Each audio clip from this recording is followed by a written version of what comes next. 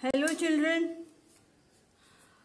we had studied Henry's law, its applications and limitations in detail. Now we will be studying about Raoult's law. For understanding Raoult's law, it's necessary to understand what is vapor pressure. What do you mean by vapor pressure? Now we just understand pressure exerted by vapors. But what are vapors? What's the difference between vapors and gas? What's the difference between vapors and gas? Now, like oxygen, nitrogen, argon, carbon dioxide, all these are what? Gases. They exist in gaseous state. Their physical state is gas. Now what about vapors? Suppose we are having a vessel like beaker, and in it we fill water. We heat this water, keeping this vessel on burner, we heat it. We will find that after some time the liquid particles escape the surface of the liquid. They escape the surface of the liquid and get concentrated over the surface of the liquid. If the vessel is open, if we keep the beaker open, these vapors will escape out the vessel.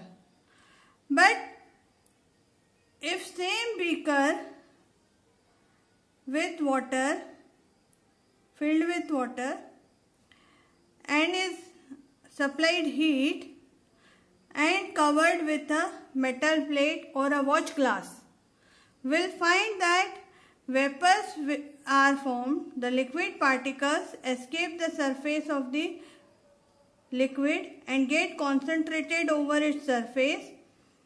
Since the vessel is closed, beaker is closed, the particle cannot leave the surface, cannot leave the vessel. Now they will be over the surface of the liquid. Now there will be establishment of an equilibrium between the vapors and the liquid. What is equilibrium? Here, when liquid is getting converted to vapors, that process is known as vaporization. That process is called as vaporization. So we'll find that rate of vaporization becomes equals to rate of condensation. So rate of vaporization becomes equal to rate of condensation. You all know what is condensation? Vapors, when get cooled down, they just get converted to liquid back. So concentration of vapors become equals to concentration of liquid.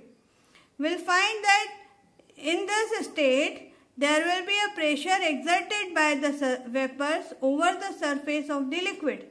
This pressure exerted by vapors over the surface of liquid, when they are in equilibrium with the liquid, when the vapors are in equilibrium in the liquid, then this pressure is known as vapor pressure. Pressure exerted by vapors of the liquid above the surface of liquid, when they are in equilibrium with the liquid particles, then that at a given temperature, then the pressure is known as vapor pressure. Now we'll see some of the factors are there which affect vapor pressure. What are the factors which affect vapor pressure? Number one is nature of liquid. Nature of liquid. Now we all know all the particles of matter, whether they are solids, liquids or gases. They are held by a force of attraction which is known as interparticle force of attraction. If interparticle force of attraction between the liquid particles is stronger, then the particles will not leave each other and the formation of vapor will be lesser. So if force of attraction between the particles of liquid is stronger, then amount of vapors formed or concentration of vapors formed will be lesser. In that condition, vapor pressure will be low. But if force of attraction between the particles is weaker, they can easily leave each other. The particles of liquid can easily break the force of attraction and can leave the surface of liquid easily. Concentration of vapor will be more. In that condition, vapor pressure will be higher. In that condition, vapor pressure will be higher. How the nature of liquid affect the vapor pressure? If the force of attraction between the particles of liquid is weaker, then vapor pressure will be more. Now another factor which affects, that is temperature. Temperature of the liquid. If temperature is increased, then force of attraction between the particle will be decreased. This intermolecular force of attraction will be decreased. Why? Because the kinetic energy of particle will be more. With the increase in temperature, there will be increase in kinetic energy of particles and particles will move with greater speed. This will help them to overcome the force of attraction between them, and this will lead to the formation of vapors easily, and that will be increasing the concentration of vapors, and hence vapor pressure will be more. Vice versa, if temperature is low, then kinetic energy will be low, then particles will move with lesser speeds, force of attraction between them will be stronger, and the vapor pressure will be lesser. So the two factors which affect the vapor pressure is the nature of liquid and the temperature. More the force of attraction between the particles, lesser will be the vapor pressure. If temperature is higher, vapor pressure will be higher. These are the two important factors which affect the vapor pressure of the liquid. Now we see one more thing about the vapor pressure which is very, very important, that there are two cases for the vapor pressure. We will study vapor pressure of the liquid solutions. Vapor pressure of liquid solutions. Now we had already studied liquid solution in details. We have two cases of liquid solution here. Number one, liquid solution containing solute liquid dissolved in liquid solvent. For example, alcohol dissolved in water. Both the components, alcohol and water, both are liquid. Means solute is also liquid, solvent is also liquid, forming the liquid solution. Since both are the liquids, both the components are volatile. Both components are volatile. What do you mean by volatile? What is the meaning of volatile? Volatile is the substance which can easily form vapor, which can vaporize easily. So liquid get converted to vapors easily. Since both the components are liquid, that means both the components are volatile. Suppose this is the vessel, a beaker I have taken, and in this beaker we have taken the solution of alcohol and water, that is a liquid solution containing both the component liquid. Now when they form vapor on absorption of heat from the surrounding or if heat is supplied, then we will find, let the vessel close, we will find vapors are formed from this solution. There will be a vapor pressure over the surface of the liquid. Okay? So this vapor pressure is due to both the components, both the volatile components. The two components form vapor, they contribute in the formation of vapor, and vapor pressure is due to both the components. Now case 2. When we have liquid solution containing solid solute dissolved in liquid solvent. Now solid solute, solid cannot form vapor, so it is non-volatile component. Solid is non-volatile, liquid solvent, it is volatile component. So another case is what? A liquid solution containing non-volatile solute. A liquid, first condition was there, a liquid solution containing volatile liquids. Here a liquid solution containing one non-volatile component, that means non-volatile solute. For example, salt or sugar dissolved in water. Now let us see, let's take a beaker. In this beaker we have taken salt solution.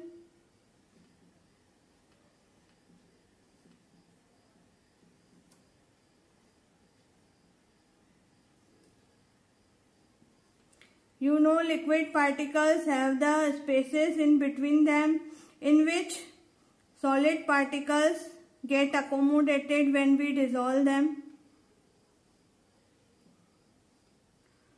So this solid particles get accommodated in the gaps between the intermolecular spaces between the particles of the liquid.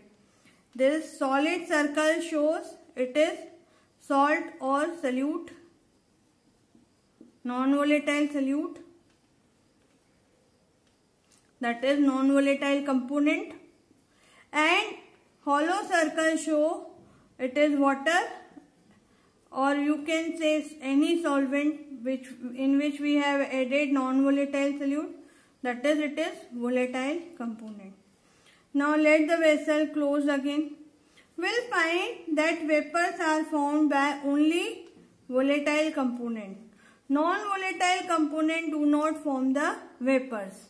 So we'll find vapor pressure is due to only volatile component. Only volatile component, that is solvent. Solute does not contribute in the formation of vapor. So vapor pressure is just because of only volatile component, that is solvent, not the solute. So let us think where the vapor pressure will be more, in case 1 or in case 2. In this liquid solution where both the components are volatile, or in the liquid solution where one component is non-volatile. We'll find that here, since the vapor pressure is due to two components, so both are making vapor, so vapor pressure will be more in case 1, will be more than the vapor pressure in case 2, because in case 2 one of the component is not making the vapors. So vapor pressure will not be for another case will be lesser, and vapor pressure for case 1 will be more. until and unless we do not understand the concept of vapor pressure, we won't be able to understand Raoult's law. So I hope it is clear that vapor pressure for liquid solutions, in which vapor pressure for liquid solution in which both the components are volatile will be more as compared to the liquid solution in which one of the component is non-volatile. Now we will see Raoult's law. What's the Raoult's law in detail? We will be having, as we have seen, vapor pressure for two cases. Similarly, we will be seeing vapor pressure for Raoult's law for the both the cases. Let us see that Raoult's law for case 1. First of all,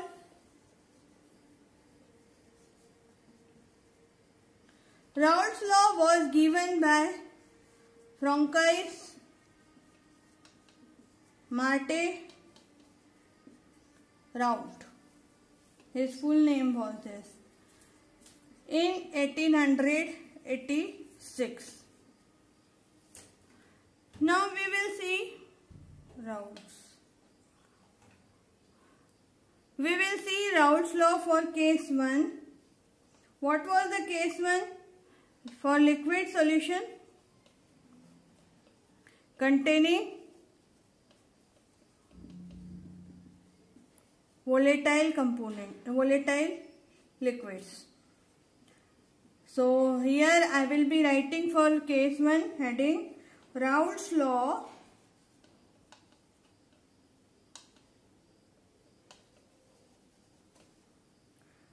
for liquid solutions containing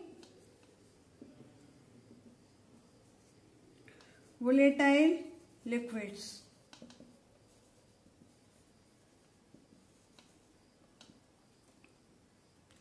Now here we have seen in volatile liquids, in liquid solution containing volatile liquids, vapor pressure is due to both the components,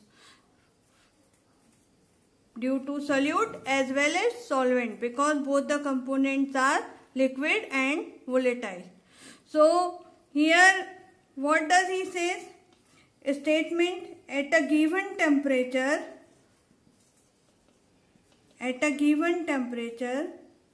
the partial vapor pressure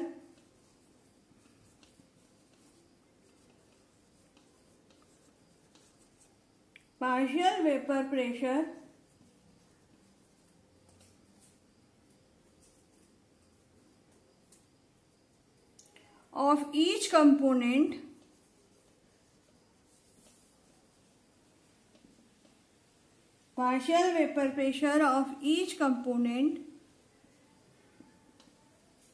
is directly proportional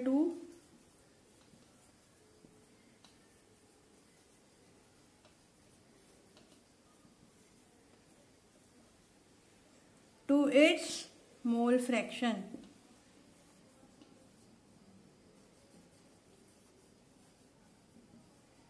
For a solution containing volatile liquids. This is the statement. What does it mean? Just see. As you know that liquid solution is there, both components are volatile, both are liquid. So there will be vapor pressure due to both the components. So total pressure will be because of two components. So one component will be, pressure of one component will be called as partial vapor pressure. So partial vapor pressure of each and every component in the solution will be directly proportional to its mole fraction. How much mole fraction is there of that component in the solution? According to that, vapor pressure of that component will be there. That means if higher the mole fraction of the component, higher will be its vapor pressure. That means vapor pressure because of this component will be more if its mole fraction is more. If its mole fraction is lesser, then vapor pressure due to this component will be lesser. So let us see how mathematically we will see. So I will take solute as A as we have taken in, solute as B as we have taken in concentration terms, and solvent as A. So partial vapor pressure PA. Partial pressure PA is directly proportional to XA. X is mole fraction. So XA will be the mole fraction of component A, that is solvent. P is the partial vapor pressure.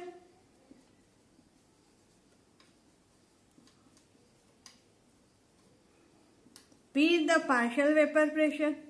Partial vapor pressure of component A will be PA. Similarly for component B is directly proportional to XB. Partial vapor pressure due to component B is directly proportional to mole fraction of component B.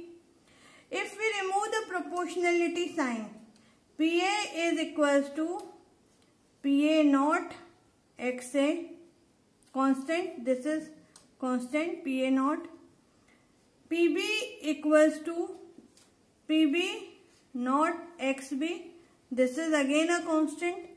Now what does it constant? P naught is the partial vapor pressure of pure component, or we can say vapor pressure of pure component.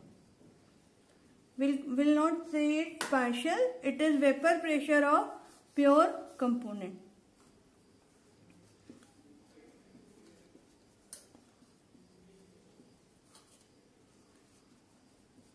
If PA naught, that means vapor pressure of pure component A, that is vapor pressure of pure solvent. PB naught, vapor pressure of pure component B or vapor pressure of pure solute.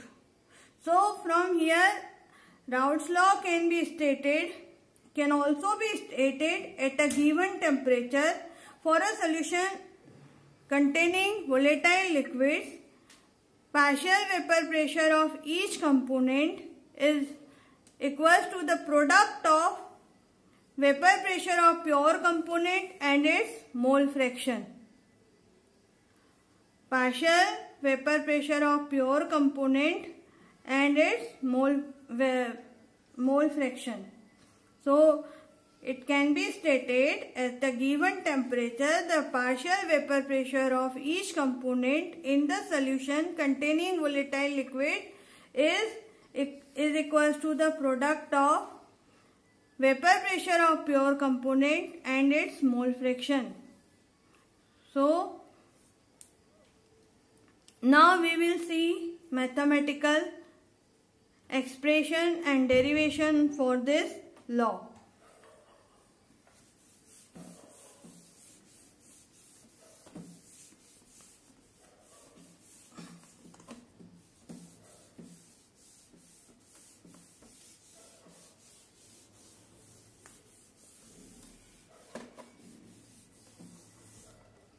Now see here, as per Raoult's law, PA in the solution, PA naught XA. Similarly, PB equals to PB naught XB. This is equation 1, this is equation 2. Now, total vapor pressure of solution, P is the total vapor pressure of solution. Now this total vapor pressure of liquid solution is due to vapor pressure due to A plus vapor pressure of B. Total vapor pressure of solution will be equals to sum of partial vapor pressure of A and partial vapor pressure of B. Now we'll see, in this equation we'll be writing PA and PB. P will be equals to PA naught XA plus PB naught XB. Now we all know XA equals plus 1, XB equals to 1. Total mole fraction of a solution will be equals to 1. From here, XA equals to 1 minus XB.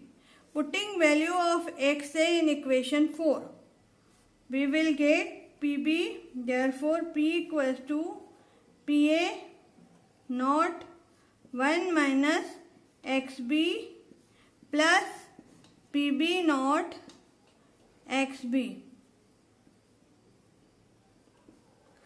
Now, on multiplying PA naught with 1 minus XB, P will be equals to PA naught into 1, that is PA naught, minus PA naught XB plus PB naught XB. From here we will be finding XB as common. So PA naught minus PB naught XB. On altering the sign,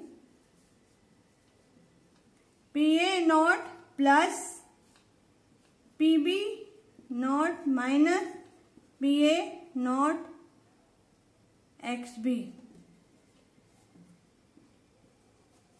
So this is the expression for Raoult's law of liquid solution containing volatile liquids.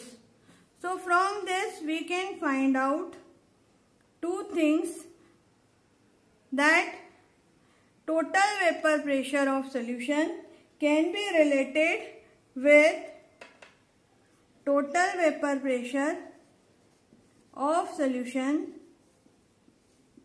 that is P, can be related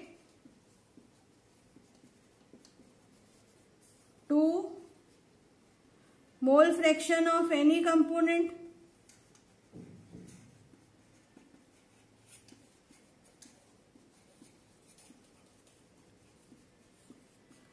If I keep, instead of XB, if I keep 1 minus XA, then it can be related to XB as well as XA.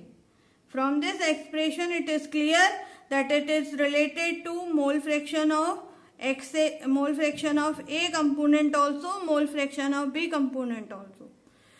If we see this particular expression, then we will relate it mole fraction of solute.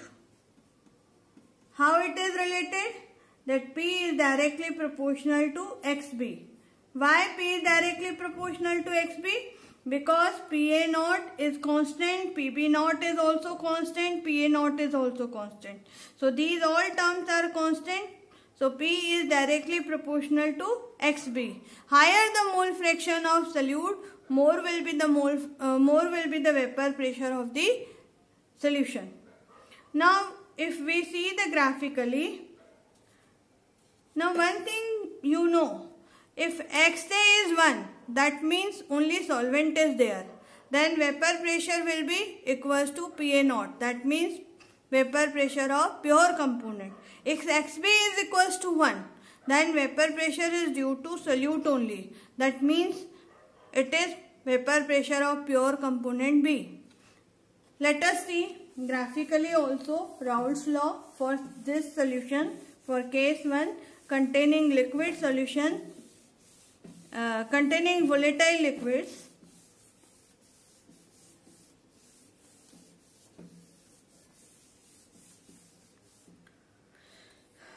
Now see, vapor pressure versus mole fraction. We must know with the increase in mole fraction there will be increase in the vapor pressure.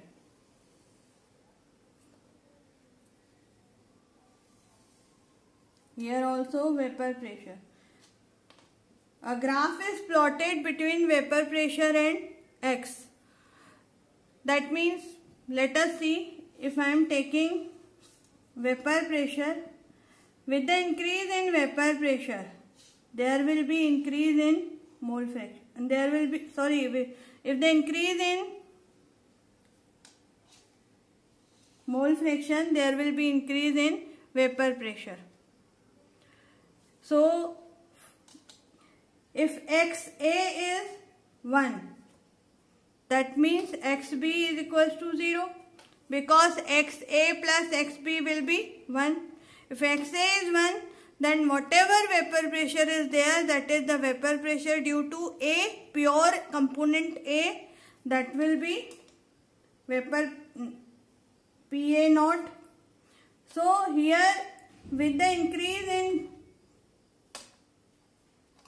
mole fraction of A is increasing to this side. We'll find that vapor pressure is increasing. XB is increasing to this side from left to right. So we'll find that here XB equals to 1. Whatever vapor pressure is there, that is PB naught. So we'll find with the increase in vapor pressure here, there will be increase in, with the increase in mole fraction of B, there will be increase in vapor pressure. And where it is reaches maximum, that is a constant value, that will be the vapor pressure for pure component B. If you join the two maxima, that comes out to be vapor pressure of the solution containing both the liquid. So we'll see P equals to PA plus PB.